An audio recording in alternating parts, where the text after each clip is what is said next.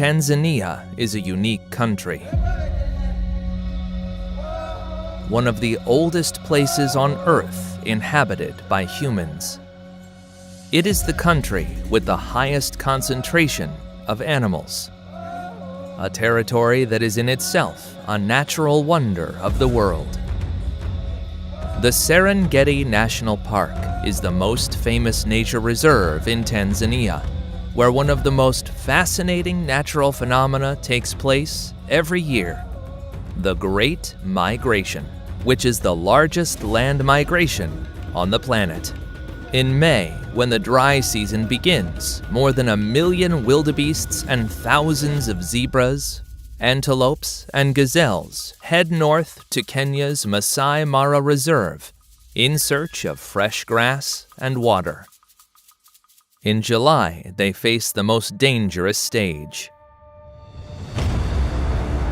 They have to cross the Mara and Grumeti rivers, which are infested with crocodiles. But that's not the only danger. When the herds of wildebeests reach the banks of the Mara River, they look for places to cross.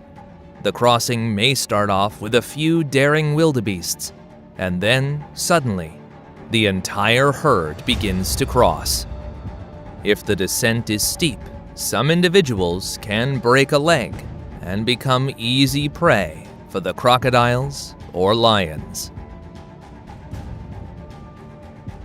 Zebras and wildebeests often cross together, with zebras having better sight and wildebeests better hearing. Meanwhile, dozens of sizable and weighty crocodiles await in the river. Most manage to cross, nervous and agitated. Others are caught by the crocodiles. The young are the easiest prey. It is their first time crossing the river, and they are not familiar with these predators. But the adults can also be hunted.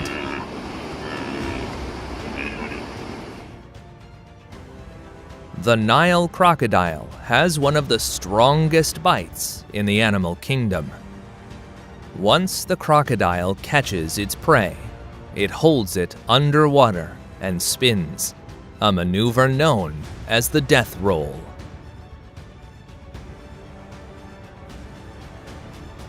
Of all the wildebeests and zebras that manage to cross and survive, some are left exhausted, with broken limbs, or trapped in the mud. At some river crossings, thousands of wildebeests pile up in just a few minutes. In these situations, some may be trampled by their peers and drown, leaving dozens of victims. The last effort is to climb the other side of the river, which can also be difficult due to fatigue and steep slopes. After a few minutes, the wildebeests go back to grazing and resting, as if they had not just been close to losing their lives. Every year, about 30,000 zebras and 250,000 wildebeests die, preyed upon, drowned, sick, thirsty, or exhausted. But the risk of losing life does not end here. The Serengeti is home to the largest population of lions in Africa. These mammals are the only felines that live in groups with a hierarchical structure, consisting of dominant males, females, and their cubs. Lionesses are expert hunters. They work as a team to capture and take down larger prey. One of their most frequent victims is the wildebeest calf, which, isolated from the herd and facing several females, cannot escape. In general, it's easier for lions to hunt wildebeests than buffaloes. Buffaloes are more aggressive and larger, although lions usually attack the young and the most vulnerable.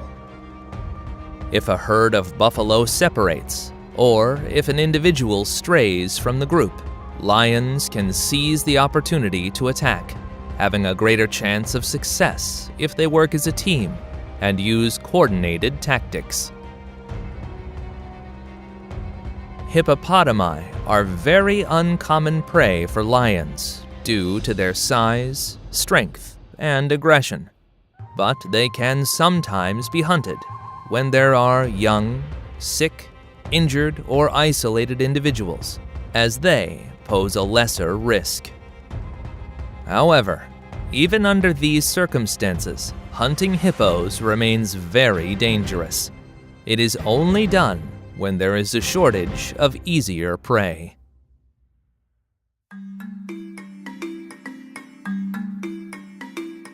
In the vast plains of the Serengeti also dwells the largest terrestrial animal, the African savanna elephant. Due to its enormous size, the number of individuals can be easily estimated. One of the largest populations in Africa lives in Tanzania.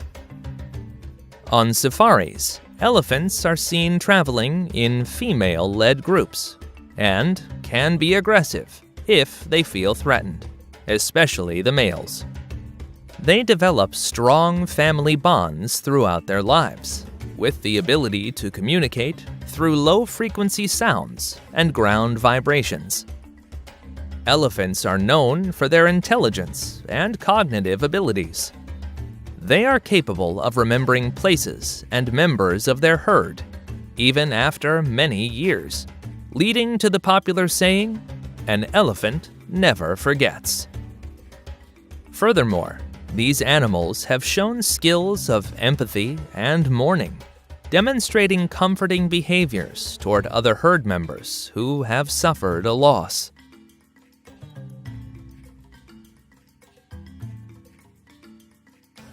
Giraffes, not as heavy, but taller, with their long neck and stylized limbs, are other animals that inhabit these savannas.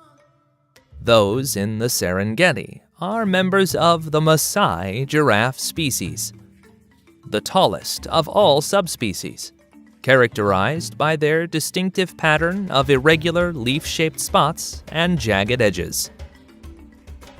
They can grow to impressive heights, which allows them to reach the treetops to feed on leaves and sprouts that other herbivores can't reach. They are social animals that live in groups of 10 to 20 individuals, living between 15 and 20 years in the wild. Unlike elephants, they do not have such tight social bonds, except between mothers and their young.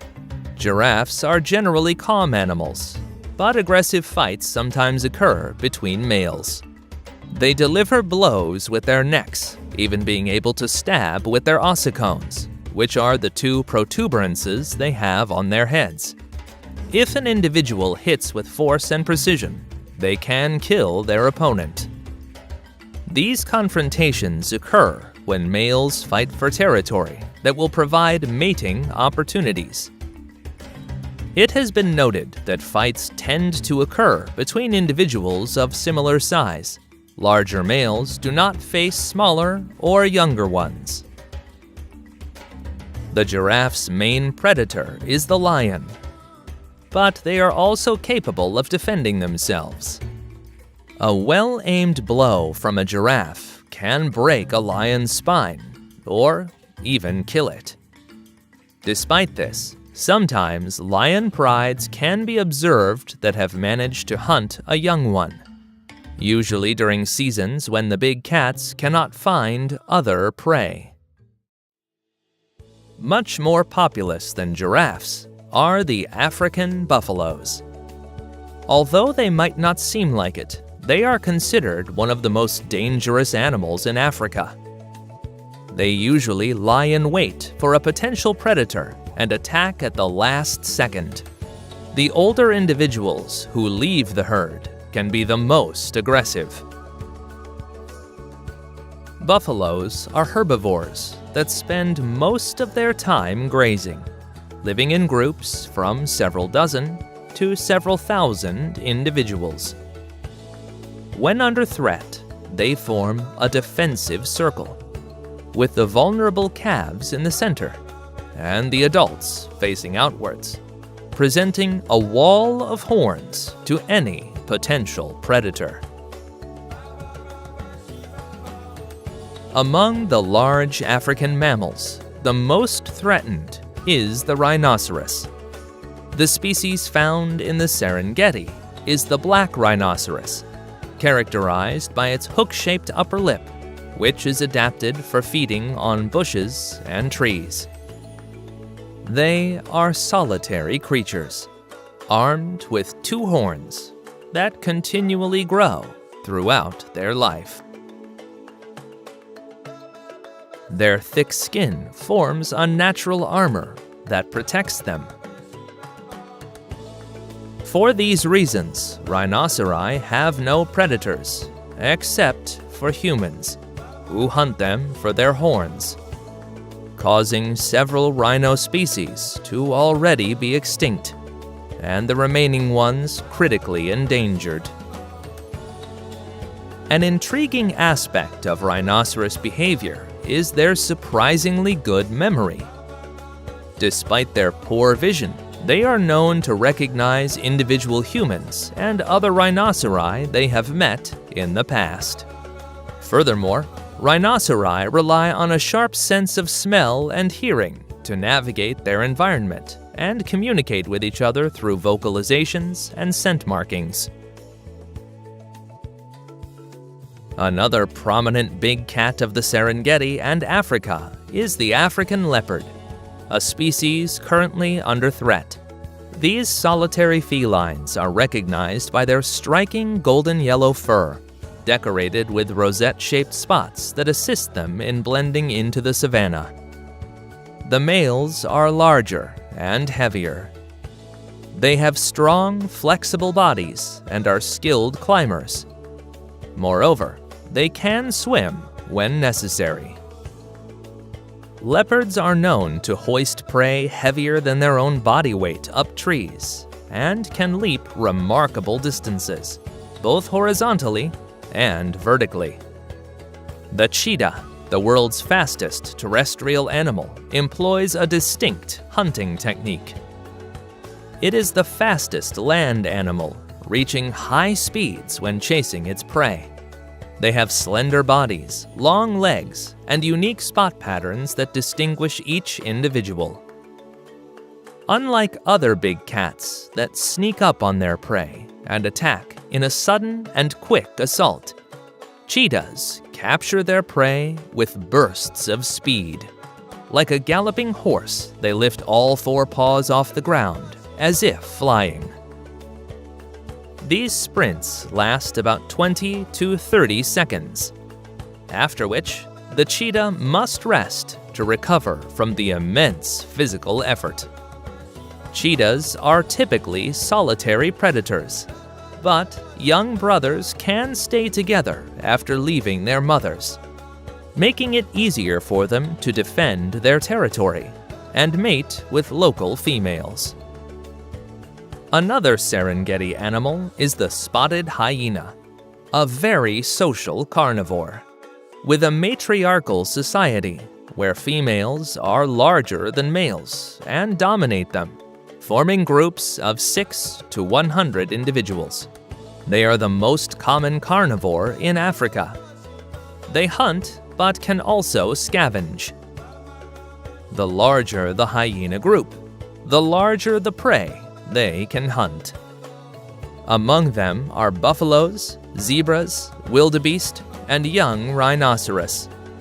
Smaller groups hunt impalas, warthogs, or gazelles. The hyena's worst enemy is the lion, who does not hunt them for food, but may kill them to eliminate competition.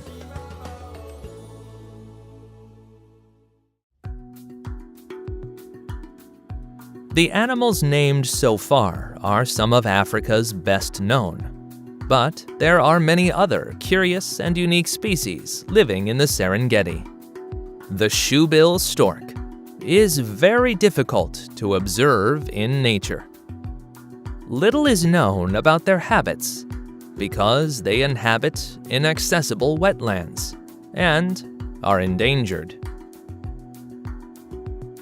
They are solitary birds. Pairs only come together during the breeding season, and they tend to remain motionless for hours. The ground pangolin, one of the 4 species of pangolins, has a small population due to humans hunting them for their scales. They live in the savanna or open forest and eat ants or termites that they catch with a long, sticky tongue. The bat-eared fox is characterized by its large, pointed ears, helping them detect their prey, such as insects and small mammals, even underground. They are essentially insectivorous, feeding largely on termites and beetles. The hippopotamus, a creature of substantial weight, can swiftly move at impressive speeds. They have a thick, grayish skin that secretes a pink liquid called blood sweat that helps keep them hydrated and protects their skin from the sun's ultraviolet rays. They are very social animals, capable of forming groups of up to 30 individuals, led by a dominant male. They are herbivores and seem calm, but as you'll see later on, the hippos in some parts of Tanzania are really dangerous. The ostrich, the world's largest bird, possesses powerful legs that enable it to cover extensive distances in search of sustenance and water, reaching remarkable speeds for short distances. The warthog, which has facial warts that act as protection during fights with other males, for dominance or access to females. Impalas, nimble antelopes with exceptional leaping abilities.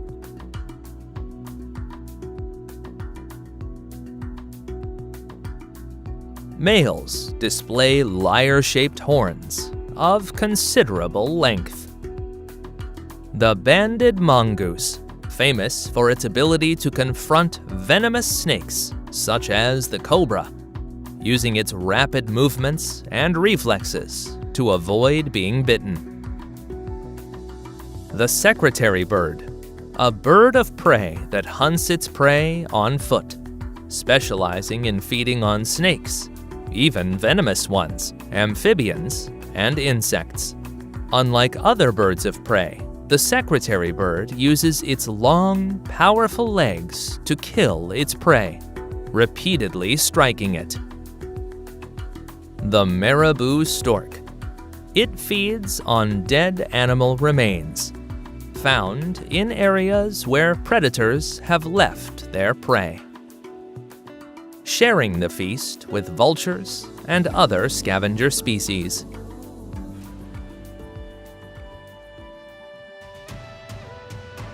Before continuing with the most astonishing places in Tanzania, I want to show you exactly where this country is.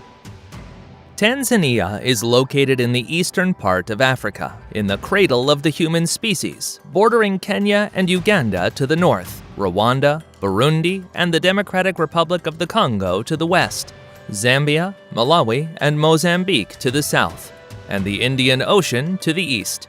This region of Africa is known as the Great Lakes, named for some of the largest lakes on the planet, such as Lake Victoria and Lake Tanganyika, which I will tell you more about later. Now, on to the Ngorongoro crater, just a few hours from the Serengeti. This is the world's largest intact volcanic caldera, formed over 2 million years ago by the collapse of a massive volcano. Today, the crater floor serves as a natural habitat for an extraordinary variety of wildlife. Lions rest quietly, stalking potential prey. Just like the black rhinoceros being a herbivore, it has a more vigilant attitude. But the more abundant are the buffaloes and zebras, also on the lookout for hyenas and lions. Within the boundaries of Ngorongoro lies the Olduvai Gorge, where fossils and tools dating back millions of years have been unearthed, shedding light on the origins of our species and the early stages of human evolution. In this conservation area also live the Maasai people, whose shepherds bring their goats and cows to Ngorongoro, but I will speak more about this tribe a little later. North of Ngorongoro, in the Great Rift Valley, is Lake Natron, a body of water with a surreal landscape. It is a shallow lake of salt and soda with a rusty red hue caused by the presence of microorganisms called haloarchaea. They are microscopic extremophiles that thrive in the highly alkaline waters of the lake, reaching a pH level of up to 12, almost as abrasive as ammonia. This high alkalinity is due to volcanic ash and minerals that reach the lake from the surrounding hills and from the nearby Oldoño Lengai volcano. In this seemingly inhospitable environment, life has found a way to flourish. The lake is inhabited by the lesser flamingo, Phoenicanias minor, one of the most striking and well-known inhabitants of East Africa. During the breeding season, over 2 million flamingos congregate on the shores of the lake, creating a dazzling display of pink. This species of flamingo is adapted to survive in the harsh conditions of Lake Natron, feeding on the abundant spirulina algae that also thrive in the alkaline waters. The pink coloring of the flamingos is, in fact, the result of the pigments found in the algae they consume. Despite the hostile conditions, other wildlife also live in Lake Natron, including species of fish, such as the alkaline tilapia, which has evolved to resist the extreme pH levels, and various wetland birds that frequent the swampy edges of the lake. For some animals, Lake Natron is a deadly trap. The surface resembles a mirror. Animals get confused and dive into its waters in search of food, drowning and naturally becoming mummified. Southeast of Lake Natron lies Kilimanjaro National Park, home to Mount Kilimanjaro, the highest peak in Africa, and the tallest freestanding mountain in the world. Mount Kilimanjaro is an inactive stratovolcano composed of 3 distinct volcanic cones, Kibo, Mawenzi, and Shira. Kibo's Uhuru Peak is the highest point of the mountain. Mawenzi's rugged peaks and cliffs rise mightily. Despite being eroded, Shira Plateau's grandeur remains evident. Near the summit at Uhuru Peak are glaciers like Furtwängler, Rebmann, and Deccan, a rare sight in the African landscape. In the distance, we can appreciate the silhouette of Mount Meru, the country's second highest mountain, considered the younger sister of Kilimanjaro. At lower heights, a belt of rainforest surrounds the base of the mountain, providing a vital link between the low savannas and Kilimanjaro's alpine zones. This dense tropical forest is nourished by abundant rainfall and moisture generated by the mountain's unique climate and topography.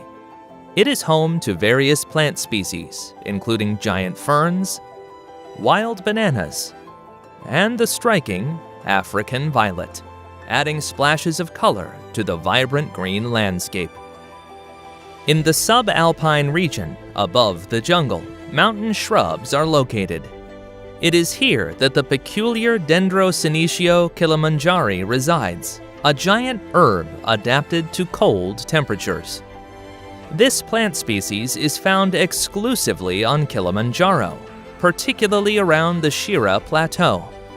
It clings to life on the volcanic slopes, its roots plunging deep into the rocky soil in search of water and nutrients. The sturdy stems rise toward the sky as if they were trying to get a little closer to the sun. All the Tanzanian places I've shown you so far are located in the Great Rift Valley, a massive system of geological faults across East Africa, from the Gulf of Aden in the north to Mozambique in the south. This geological system formed 25 million years ago due to the separation of the African and Arabian tectonic plates, creating a series of faults and fractures in the land where a very diverse topography has developed, with mountains, valleys, lakes, and volcanoes. South of Kilimanjaro, in the east-central part of Tanzania, is Mikumi National Park, which is not as well known to foreigners, but is more visited by Tanzanians, as it is near Dodoma, the capital of Tanzania, and the cities of Morogoro and Dar es Salaam. One of the most distinctive features of this reserve is the Mkata floodplain, a grassland that attracts large concentrations of animals, especially during the dry season. In Mkumi, a subspecies of giraffe is found that is considered a link between the reticulated or Somali giraffe, native to the Horn of Africa, and the Maasai giraffe, which inhabits the Serengeti. South of Mikumi Park is Nyerere National Park, the largest reserve in the country, and one of the largest on the African continent. Lions, rhinoceri, leopards, elephants, African buffalo, hippos, crocodiles, giraffes, zebras, wildebeest, and various species of antelope live here.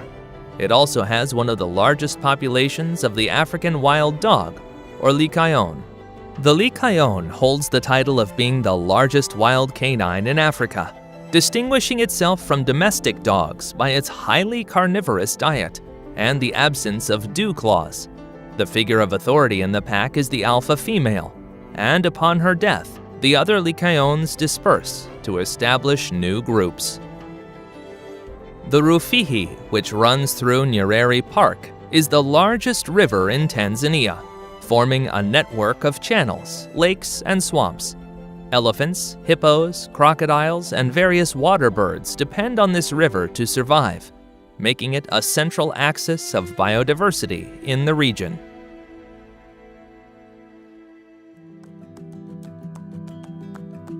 You have already met several of the animals that live in Tanzania, but one of the most outstanding and curious ones is still to come: the chimpanzee. The chimpanzee, which inhabits Mahale Mountains National Park and Gombe Stream National Park, both in western Tanzania on the shores of Lake Tanganyika. We will focus on Gombe Stream, the most attractive one. As in the 60s, the famous primatologist Jane Goodall conducted her research on chimpanzees and their behavior there. This primate species is the closest genetically to humans, sharing between 98 and 99% of DNA. Because of this, chimpanzees display a number of fascinating behaviors, but also some disturbing ones. In her research, Goodall observed that each chimpanzee had unique personalities, so she decided to give each one a name, which was unusual at her time. She also noticed that chimpanzees exhibited behaviors such as kissing or hugging, and that they develop emotional bonds, showing affection, empathy, and altruism. On the other hand, she realized that chimpanzees are not vegetarians and that they are capable of using tools in their search for food. They hunt and eat meat, including smaller mammals like colobus monkeys. She observed them cooperating during hunts, demonstrating advanced group coordination. In addition, she discovered that chimpanzees have cultural practices that vary between different communities. For example, she noticed variations in tool use, grooming behaviors, and social customs among different chimpanzee populations. Another finding was the social structure, with an alpha male dominating the hierarchy, while the females take care of the offspring. Furthermore, Goodall demonstrated that chimpanzees have a complex system of vocalizations, gestures, and body language to communicate with each other. She identified more than 20 different vocalizations used for various purposes, including warning calls, food calls, and expressions of tranquility or submission. But Goodall also got to witness the cruel and aggressive side of chimpanzees. She documented the Gombe Chimpanzee War, which took place between 1974 and 1978, in which a group of chimpanzees split into two, with all the males in one group being killed. In this war, premeditated murders, military-type strategies, kidnappings, slavery, and a genocide-like attitude were observed. For Jane, this was a shock to the reality of nature. At first, she thought that chimpanzees were much kinder than humans, but after these wars, murders, and even cannibalism, she observed their dark side and commented that it took her several years to reconcile with her findings. When Goodall reported these discoveries about the chimpanzee war, researchers of the time were skeptical, accusing her of anthropomorphizing them. But over time, it has been accepted that these conflicts are natural within the species. Another primate that lives in Tanzania and much of Western, Eastern, and Central Africa is the olive baboon, or Anubis baboon.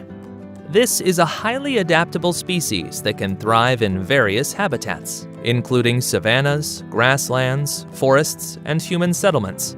They live in complex hierarchical social groups called troops, which consist of multiple adult males, females, and their offspring, and can vary in size from a few dozen to over 100 individuals, with dominant males maintaining their status through displays of aggression and submission. They communicate with a combination of vocalizations, body language, and facial expressions, while grooming is an essential aspect of social bonding, helping to establish and reinforce social relationships. The Anubis baboon has a large population in Lake Manyara National Park, very close to the Ngorongoro Reserve. The most curious thing about this park are the tree-climbing lions. Although lions do not rest in the branches of large trees, like leopards do, the lions in this park are a notable exception. You can see adult lions and lionesses, as well as young individuals, resting in acacia trees, especially during the hottest hours of the day, either sleeping or observing the surroundings. This behavior is believed to be learned. At a time when there was a plague of mosquitoes and flies, the lions climbed trees to get rid of them. The cubs observed or followed their parents, and thus the custom passed from generation to generation, as if it were a culture of lions. Lake Manyara, which lends its name to the park, is an alkaline ecosystem that attracts thousands of flamingos, elephants, zebras, and hippos that come to drink and bathe. Although the water in the lake is salty, it is safe for animals to drink. Also found in Tanzania is the black and white colobus monkey, an arboreal primate with striking black and white fur, which allows them to camouflage in the forest canopy. They primarily eat leaves, but also fruits, flowers, and occasionally insects. Their diet varies depending on the availability of food sources in their habitat, and they usually live in groups of 5 to 15 individuals, composed of an adult male, several females, and their offspring. One of the Tanzanian locations where you can observe the black and white colobus is Arusha National Park in northeastern Tanzania, near the city of Arusha. Here you will find Mount Meru and the Ngurdoto crater, an extinct volcanic crater covered in marshland. A distinct primate species with more vibrant colors is the Zanzibar red colobus, which inhabits only Unguja Island in the Zanzibar archipelago, off the coast of Tanzania. This is a unique and endangered species due to hunting and human encroachment into the forests, with only between 1,600 and 3,000 individuals remaining. As these animals are tolerant of human presence, visitors to the island can relatively easily observe them. Equally astonishing is the African bullfrog, Pyxicephalus adspersus, which can be found in Tanzania's dry savannas. Ranking among the 10 largest frog species, this carnivore consumes insects, small rodents or reptiles, fish, small birds, and other amphibians. But Tanzania is not all savannas and forests. It also has islands, notably those of the Zanzibar archipelago in the Indian Ocean. This is a place with African, Arabic, Indian, and European influences. Unguja, the largest and most populous island of Zanzibar, has Zanzibar City as its capital. On this island, there are large, beautiful sandy beaches and coral reefs. Here, water sports such as kite surfing, snorkeling, and scuba diving are popular. People in Unguja typically engage in tourism, agriculture, and fishing. It is an island famous for its spices, particularly cloves, nutmeg, cinnamon, and black pepper, which has earned it the nickname Spice Island. Traditional sailing in Zanzibar is done in dhows, traditional wooden sailboats that have been used in the Indian Ocean for centuries for fishing and transport, and now also for tourism. To the north of Unguja is Zanzibar's second largest island, Pemba, which is more mountainous than Unguja, with some of the most fertile lands in the region. It is known as the Green Island due to its lush vegetation and spice plantations. It also has coral reefs and crystal clear waters, being more secluded and less developed than Unguja. In Pemba, in the Ungezi Forest Reserve, the Pemba flying fox, one of the largest species of fruit-eating bats, is found. To the south of Zanzibar is Mafia Island, also known as the home of the whale shark, a much less visited place with a more relaxed atmosphere. Here is Tanzania's first marine park, protecting mangrove forests and coral reefs.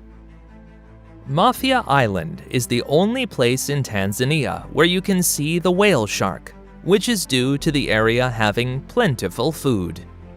This is the world's largest fish, inhabiting only warm tropical and subtropical waters. The population of whale sharks inhabiting the area around Pemba do not completely migrate out of their waters. They have tiny teeth and can't chew, so their diet is based on plankton, algae, krill, and fish such as sardines, anchovies, or mackerel. Part of Tanzania, Uganda, and Kenya also have the third largest lake in the world, and the largest in Africa, Lake Victoria. In Tanzania, it is located in the northwest region and is an economically important place, as Nile perch, Nile tilapia, and the Cyprinid Rostraniobola argentea, which are the most commercially fished species, inhabit it. Lake Victoria is also essential for transportation and trade between Tanzania, Uganda, and Kenya. Small boats and cargo ferries cross its waters, carrying passengers and goods. Besides, this lake is a vital source of fresh water for domestic, agricultural, and industrial use. Another animal that lives in Lake Victoria is the hippopotamus, one of the deadliest animals, attacking if what they consider their territory is invaded. The most common attacks occur against boats, as humans can't see them when they are diving. They overturn the boats and drown their occupants, bite them with their tusks, or crush them. The Nile crocodile also inhabits Lake Victoria. In this case, the attack usually occurs when people go to the shores of the lake to fill buckets of water, although they can also attack fishing boats. The smaller the boat, the greater the risk. Another large lake located in Tanzania is Lake Tanganyika, which occupies much of the western border with the Democratic Republic of the Congo. It is the second deepest lake in the world after Baikal, and the longest. Fishing is also the main economic activity of Tanganyika, with the capture of the Tanganyika sardine, known as daga or kapenta. Fishermen go out in their boats to fish in calm waters, while on land, women and children take care of domestic chores and water collection.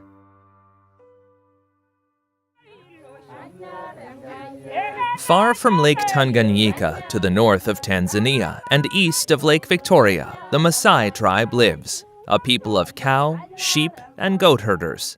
Maasai means people who speak the Ma, which is their native language. Traditionally, this ethnic group has been nomadic, but over time, more and more Maasai have become farmers. They are recognized for their colorful red fabric clothing called shuka, accompanied by jewelry and their tall stature. Their lifestyle revolves around herding herds of cows and goats, which are their main source of income. They exchange them for money or other products. For the Maasai, cows are a symbol of wealth and status. The more cows a man has, the wealthier he is. Just as with children, the more children, the better. And if a man has many cows but no children, or vice versa, he is considered poor. Traditional Maasai live in settlements called enkangs, in huts known as bomas, made from branches, straw, and cow dung. The villages are surrounded by fences of logs and branches for protection against wild animals and to keep livestock. In Maasai society, men are responsible for protecting the community and their livestock from predators and rival tribes. The transition from childhood to warrior status, known as the Moran stage, is marked through a series of rituals and ceremonies that signal their coming of age. Years ago, they would kill lions as an initiation rite to demonstrate their bravery and combat skills. Hunting them was a symbol of honor and an achievement that granted prestige and recognition. But today, laws forbid this practice, and it is only done as punishment for the predation of cows and goats. Maasai women are responsible for maintaining the home, raising the children, and tasks like collecting firewood and water. The Maasai diet consists of butter, antelope, and goat meat, cow's milk, and animal blood, including that of oxen. They use spears and bows for hunting and usually carry a stick that they use to scare away animals or to lean on. Marriages are generally arranged by older Maasai when the women are still very young. These women are often much younger than their husbands, who may have multiple wives. Because Maasai men spend much of their lives trying to increase their cattle herds, they marry several wives to care for the cattle and their homes. It is believed that for a man to be happy, he must have several wives. Even they may prefer it that way. It is considered to be love among several people and not just between two. The first wife plays the most important role. Subsequent wives are co-wives, sharing a bond with each other as if they were sisters. The man is expected to care for both and their needs, and if not, the wife can return to her parents' home. However, among the new generation of men who may have access to the internet and learn about new cultures and beliefs, it is becoming more common to think that it is not necessary to marry several women to be happy.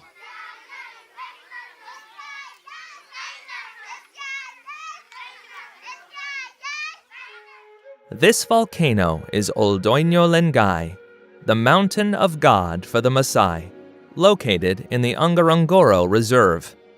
It is the only active natrocarbonatite volcano on Earth, with its lava much hotter than typical lava. For the Maasai, it is a sacred place, dwelling of the god Ngai, who retreated here after being struck by a hunter's arrow. Near the Maasai lives another prominent ethnic group, the Hadza tribe, found only in Tanzania in the Arusha region, bordering the Serengeti Plains. Until 1950, the Hadza were hunter-gatherers with a nomadic lifestyle. But over time, the lands on which they survived were taken over for agriculture. Today, only a small number of them continue this nomadic lifestyle, and many live in conditions of poverty. These Hadza, who continue to live traditionally, are one of the last true hunter-gatherer societies remaining on Earth, which allows us to glimpse how our ancestors lived for thousands of years. In fact, the Hadza have one of the oldest genetic lineages in humanity. The Hadza people speak Hadzani, which is not related to any other known language. This further distinguishes them as a unique cultural group, isolated from neighboring tribes such as the Maasai and the Datoga. The Hadza are groups of 20 to 40 people who maintain close social relationships, value equality within their groups, without recognizing official leaders. Women have autonomy and also contribute by gathering food. When relational problems arise, Hadza camps separate to dissipate tension and then reunite. They feed on bee honey that they find in acacia or baobab trees, baobab fruits, berries, tubers, and large and small game animals. Until about 30 years ago, they hunted buffaloes, giraffes, or zebras, but the populations of these animals have been decreasing, and today they hunt a small antelope called dik-dik, boars, impalas, monkeys, and sometimes the kudu. Being accustomed to living freely in small nomadic camps, some Hadza do not want to live in neighboring villages, rejecting the noise and crowds. They make round-shaped huts from tree branches covered with grass and have few personal possessions, including bows, arrows, and pipes. If they have more things than they need to live, it is expected that they share with other members of the group. Another particular group of people in Tanzania are Tanzanians with albinism, a rare genetic disorder characterized by a lack or total absence of melanin. Albinos have very light skin, hair, and eye color, which makes them stand out a lot amongst the rest of the Africans. Tanzania has one of the highest rates of albinism in the world, with an estimated 1 in 1,400 people. Their lack of melanin makes them more susceptible to sunburn and skin cancer due to the intense African sun. In addition, many have vision problems, as a lack of pigmentation in the eyes can cause problems with light sensitivity. Beyond these physical challenges, albinos face significant social and cultural difficulties. They are subject to discrimination, stigmatization, and exclusion from society. In some cases, they are even believed to possess magical powers or bring bad luck, leading to further marginalization. But the most serious danger to albinos is the threat of violence, driven by superstition and an illegal market for parts of their bodies. Witch doctors and traditional healers may use parts of albinos' bodies in rituals or potions, claiming that they bring good fortune and wealth. Tanzanian culture is highly diverse, the result of a mix of over 120 different ethnic groups inhabiting the country. Each ethnic group has its own customs, traditions, and languages. Of the 125 ethnic groups in Tanzania's population, the most numerous are the Sukuma, Nyamwezi, Chaga, and Haya. The Sukuma, the most numerous, mainly inhabit the northwest region of the country, especially in the areas around Lake Victoria. They are predominantly farmers and herders, with a rich culture of music and dance. The Nyamwezi, the second most numerous, also known as the Men of the Moon, were traditionally elephant hunters, and currently engage in farming and livestock. The Chaga, the third most numerous, live on the slopes of Mount Kilimanjaro. They are known for their irrigation system and their advanced agricultural techniques, their coffee and bananas. The Haya are found in the Kagera region, in the northwest near Lake Victoria. They are known for their skill in blacksmithing, pottery, and carpentry. Their main activity is agriculture, centered on the cultivation of coffee and bananas. Also present are the Maasai, the Hadza, and the Ngoni. The latter is a Bantu ethnic group that lives in parts of Tanzania, as well as in Malawi, Zambia, and Mozambique. Known for their skill in warfare, their prowess in fighting, their music, and dance, the king is the central figure in Ngoni society, considered the supreme leader of his people. Life in Tanzania centers around family and community. Respect for elders is an essential part of daily life. Hospitality is another important feature of Tanzanian culture. Visitors are often surprised by the warmth and friendliness of the local people. The main languages of Tanzania are Swahili and English, although many other local languages are spoken. Swahili in particular is a unifying symbol for the country, widely used in education, politics, and media. The most practiced religion is Christianity, followed by Islam, with Muslim communities concentrated in the eastern coastal areas. Music and dance play a fundamental role in cultural life, with a variety of styles and genres reflecting the various influences that have shaped the country over time. Taarab music, for example, is a mix of Arab, Indian, and African melodies, originated on the island of Zanzibar. On the other hand, Bongo Flava is a modern urban music style that combines elements of hip-hop, reggae, and traditional Tanzanian music.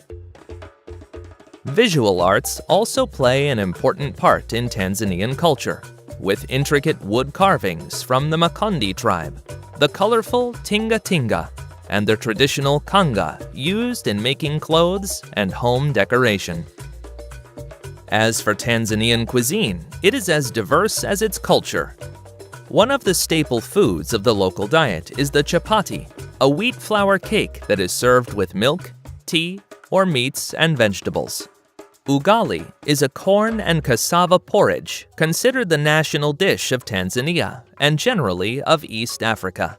It is usually accompanied by vegetables, meats, or fish. Nyama choma is grilled meat, usually goat. Chipsi mayai is a potato and egg omelet, one of the most popular meals. Although Dodoma is the political capital of the country, Dar es Salaam is the most populous city and the center of Tanzania's economic, cultural, and social life.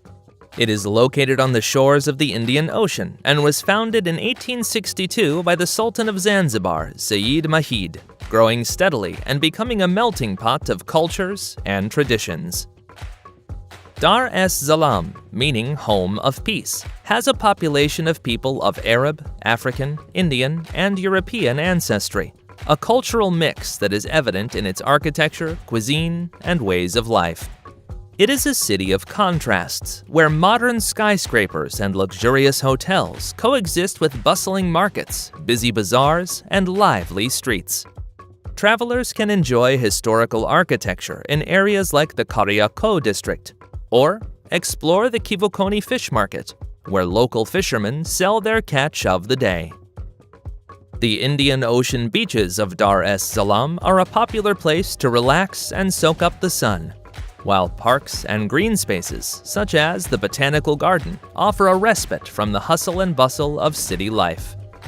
The history of Tanzania is a fascinating blend of cultures, traditions, and events that have shaped the country as we know it today.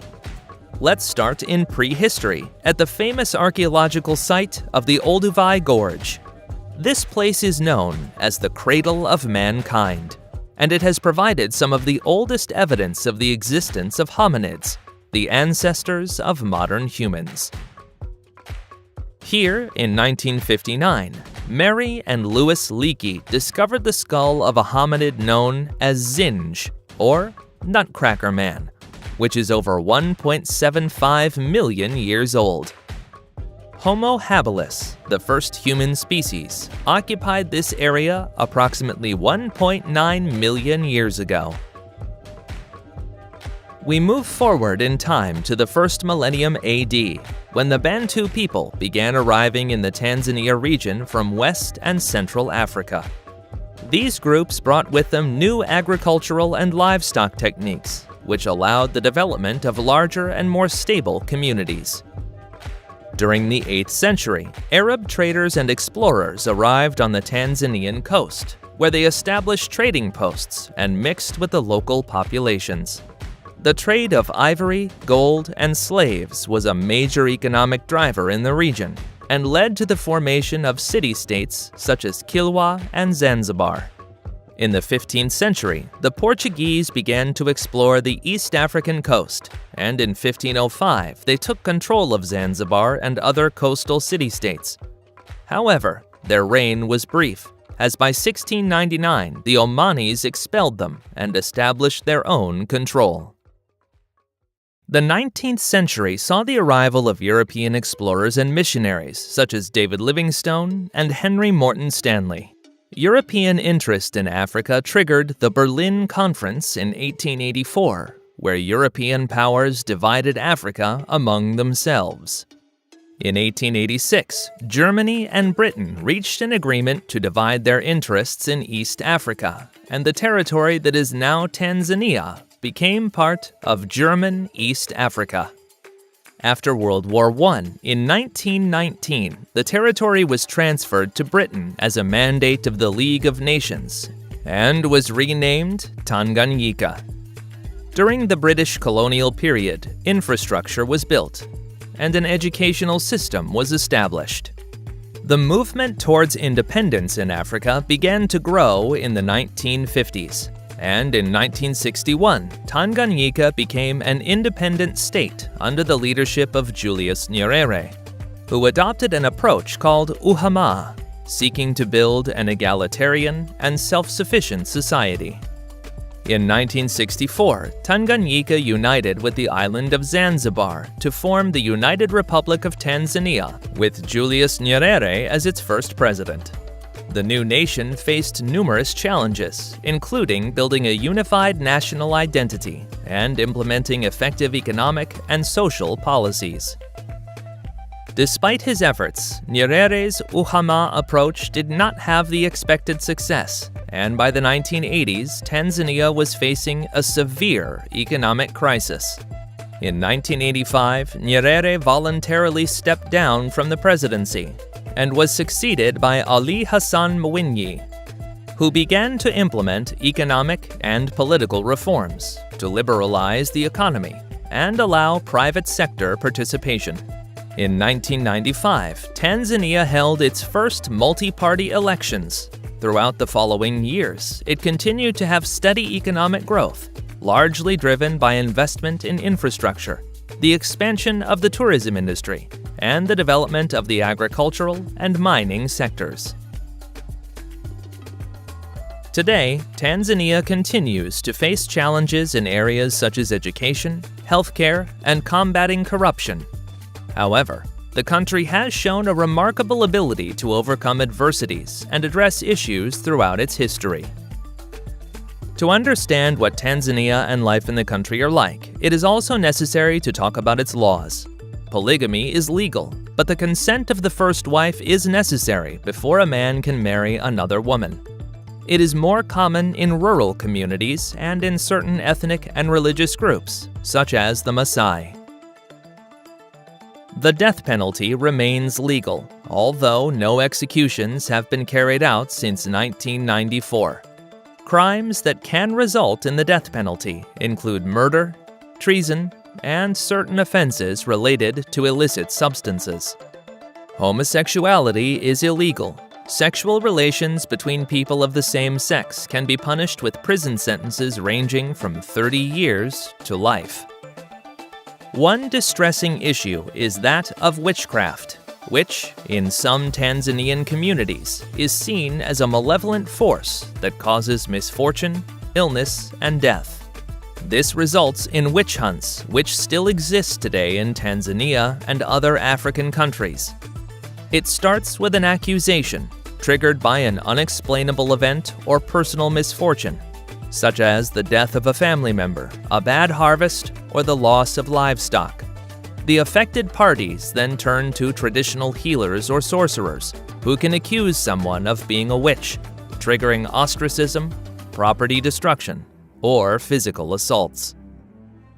The Tanzanian government has enacted laws to protect those accused of witchcraft and to prosecute those who commit acts of violence. But these legal measures have been challenging to enforce, particularly in rural areas where belief in witchcraft is deeply ingrained. On wildlife, the Tanzanian government has implemented strict laws to protect various species and combat poaching and the trafficking of live animals. Offenders can face prison sentences, fines, or property confiscation.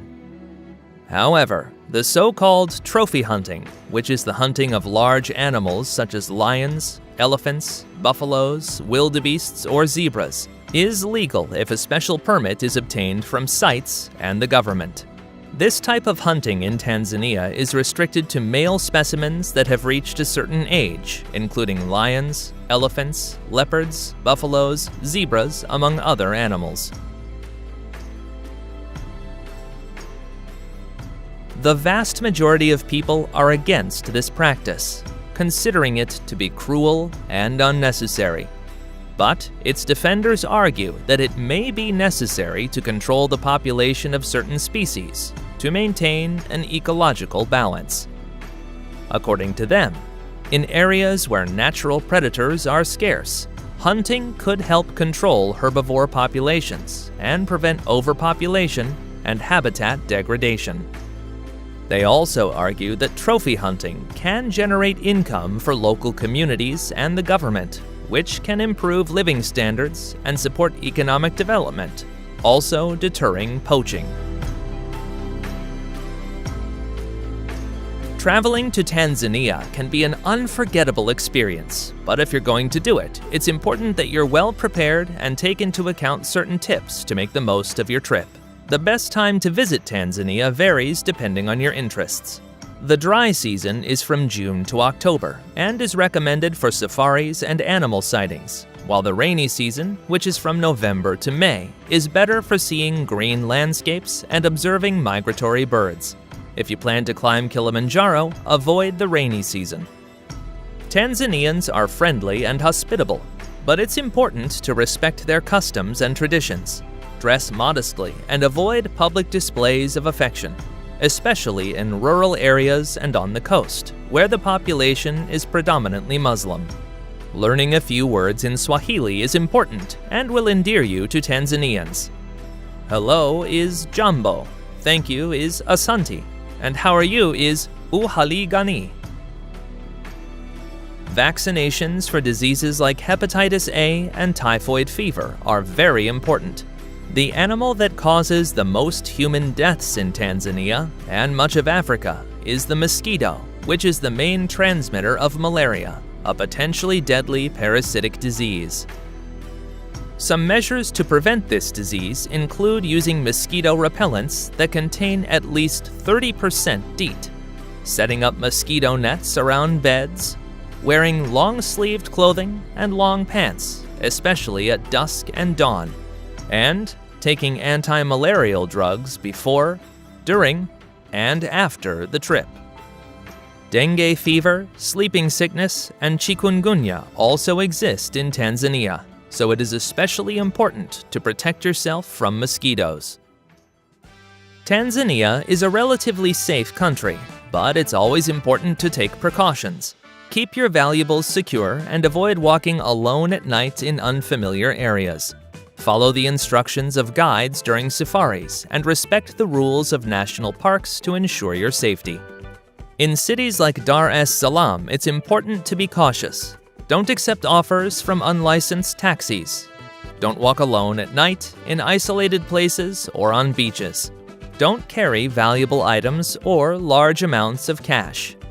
In general, listen to your guide and follow their directions, as they will know the local risks. Regarding driving, I wouldn't recommend it if you don't have experience traveling to African countries, but if you're going to do it, be very careful, as the roads are not the same as those in more developed countries. Regarding safaris, which in Swahili means journey, they are generally safe, especially if you go on an organized trip with an experienced company, although it is also important to be aware of certain guidelines. The attire is essential. wear khaki, brown, or green clothing that blends with the environment, high, closed boots, and tall socks, long-sleeve shirts or t-shirts, and long pants to protect yourself from mosquitoes or possible snake bites. It is also advisable to wear a hat to protect yourself from the sun and avoid wearing perfume that may scare away animals.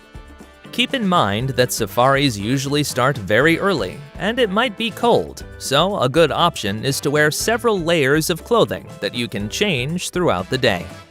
Do not step outside the vehicle. You cannot know if an animal will suddenly appear, although there will be some areas where the guide will tell you it's safe to walk or get out. Regarding walking safaris, which are better for getting closer to animals, don't walk without a guide, don't speak loudly, and don't run, because you could be mistaken for prey. In rivers and lakes, avoid going into the water, unless you're absolutely sure there are no hippos or crocodiles. Animals are accustomed to vehicles and people inside them. But don't stick anything out the window, like a camera or a selfie stick, because it might attract attention. In case there are windows, keep in mind that baboons might try to get in or grab things. If you go with guides, who can be 1, 2, or more, they usually have experience and act calmly, knowing what to do.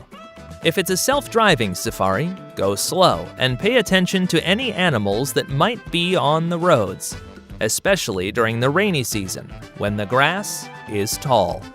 It's valuable to know about elephants that sometimes stand in the way.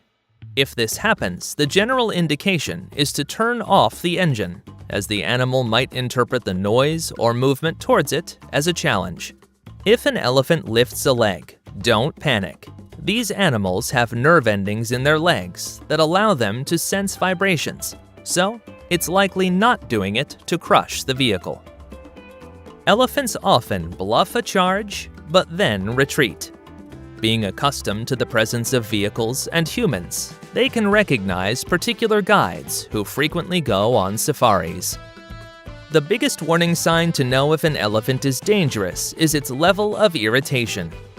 If an elephant's ear is moving, it's likely calm, but if it flares out wide, it's angry and might attack. When the elephant places its ears backward, tusks upward, and trunk curled, it is even more dangerous. In these cases, there isn't a specific indication to follow because elephants are unpredictable in this state.